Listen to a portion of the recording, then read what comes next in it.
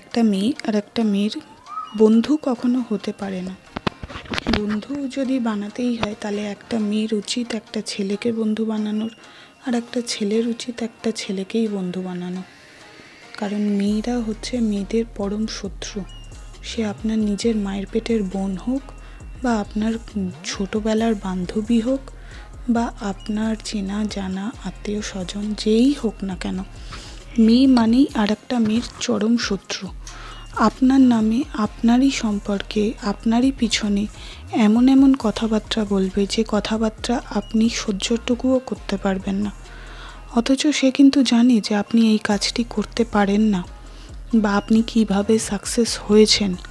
সে কিন্তু এক সেকেন্ডের জন্য ভাববে না এই কথাটা বলার আগে যে আমি তো জানি যে ও কীভাবে সাকসেস পেয়েছে, তাহলে আমি কি করে তাকে অন্যের কাছে নোংরা প্রমাণ করাবো।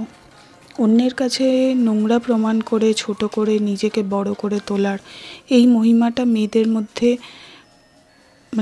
প্রচুর পরিমাণে আছে। আমি আপনাদেরকে বলে বোঝাতে পারবো না।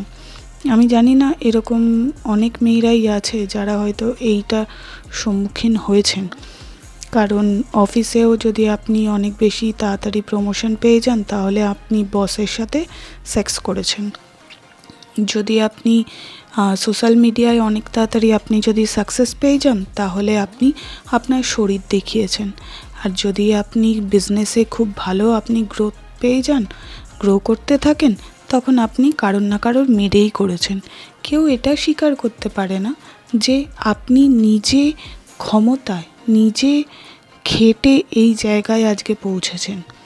আপনি যখনই একটু উঁচাইতে যাবেন না, তখনই আপনাকে নিচে নামানোর জন্য হাজার হাজার মেয়েদের হাতই আপনার কাছে এগিয়ে আসবে।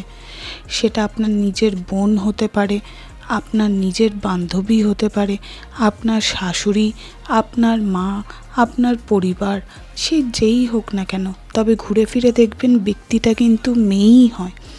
কারণ একটা মেয়ে একটা মেয়ের বন্ধু কখনো হতে পারে না। এইটা চরম বাস্তব, এটা আমাদেরকে মেনে নিতে হবে। মেয়েরা যদি মেয়েদের বন্ধু বানাতে চাও, তাহলে বাড়িতে ডগি পোষো, ডগিদেরকে বন্ধু বানাও, বাচ্চা বানাও, তাদের সাথে সব দুঃখ শেয়ার করো। তবে একটা মেয়ের সাথে কখনো নিজের দুঃখ শেয়ার করো না।